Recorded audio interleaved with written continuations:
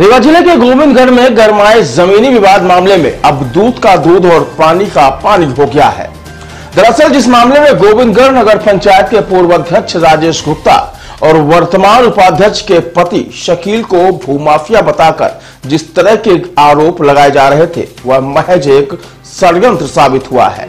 दस्तावेजों के मुताबिक आरोप लगाने वाले जगदीश कछवाहा के परिवार ने अपनी जमीन की पूर्व बिक्री कर दी और जब खरीदार ने उससे अपना कब्जा करना चाहा तो पैसों की मांग की गई। जब पैसे नहीं मिले तो अब तरह तरह के आरोप मढ़ दिए गए। दरअसल मामले में भूमाफिया जैसा आरोप लगने के बाद खुद नगर पंचायत के पूर्व अध्यक्ष राजेश गुप्ता ने मीडिया के सामने आकर विवाद की असली वजह बताई है। राजेश गुप्ता के मुताबिक गोविंदगढ़ बाजार में उनके द्वारा कछवाहा परिवार के दो सगे भाइयों के हिस्से की अलग अलग जमीन खरीदी, जिसमें जगदीश कछवाहा से पहले खरीदी गई जमीन और उसके बाद छोटे भाई पुरुषोत्तम से बाद में जमीन खरीदी गई। बताया गया कि दोनों की जमीन में रेट में अंतर था, चूंकि पहले कम रेट में था और बाद में ज्यादा रेट। ऐसे में छोटे भाई को ज्यादा पैसे मिलने पर बड़े भाई की नीयत खराब हो गई और उसने खरीदार से पैसों की मांग करते हुए उस पर तरह तरह के आरोप मढ़ डाले। फिलहाल मामले में जगदीश कछवाहा उसके परिवार द्वारा लगाए गए आरोपों के बाद पूर्व अध्यक्ष ने दस्तावेजों को सार्वजनिक कर दूध का दूध और पानी का पानी कर दिया है और विवाद की वजह को तूल देकर गरीब परिवार की आड़ में आरोप लगाकर ब्लैकमेल करने का भी आरोप लगाया है। तो आइए जानते हैं क्या है विवाद की सच्चाई। सबसे पहले मैं तो ये कहना चाह रहा हूँ कि वास्तव में पीड़ित पक्षकार मैं हूँ।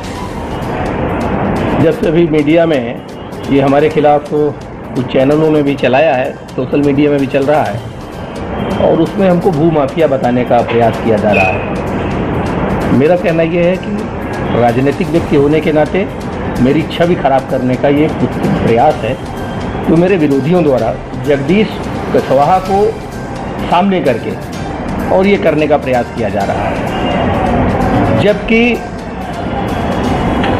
मेरे द्वारा इस तरह का कोई काम नहीं किया गया।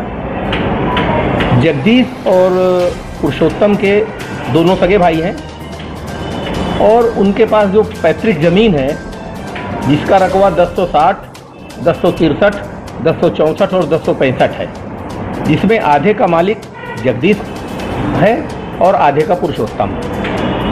जगदीश ने 2021 को मार्च 2021 को हमारे नाम ये 14 डिसमिल जमीन, ये 14 डिसमिल जमीन जगदीश ने 23 मार्च 2021 को हमको बेची थी, जिसकी बाकायदा हमारे पास रजिस्ट्री है और ये हमारे पास इसका पट्टा भी है। नक्शा तरमीम है, सीमांकन भी मैंने करवा लिया है, कहीं कोई दिक्कत नहीं है।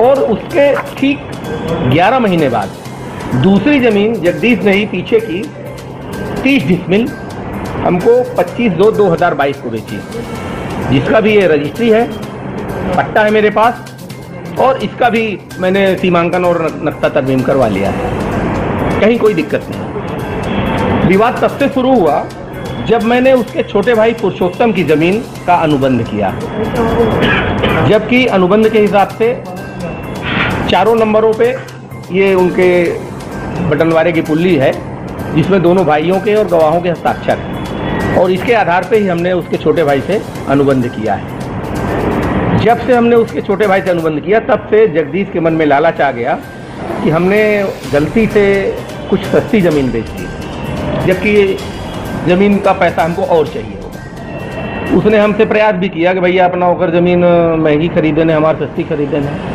हमने कहा यार देखो 2021 और 22 की बात थी और तुमने टुकड़े में हमको ज़मीन बेचा, जो हमारा तुम्हारा तय हो गया उसमें मैंने खरीद लिया, तुमको पेमेंट किया, रजिस्ट्री करा दिया आपने हमको। अब जो तुम ये सोचते हो कि पुरुषोत्तम से जिस रेट खरीदा उस रेट का पैसा दें, तो ये उचित भी नहीं है और ये न्याय भी नहीं है। बस वो तब से हमारे हर काम में अड़ंगा लगाने लगा।